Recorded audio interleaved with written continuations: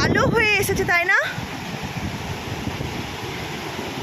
আরে ব্যাস, দারুণ লাগছে কিন্তু, দারুণ সুন্দর সুন্দর জায়গা ভালো না লেগে কি আর থাকতে পারে?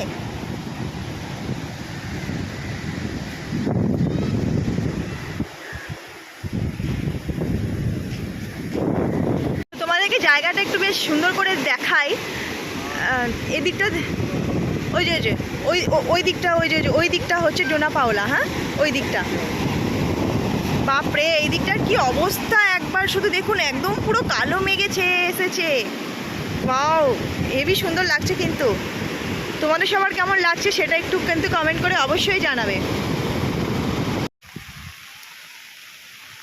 ওই দেখো, খ্যাপাটা গেছে ওইখানটাতে।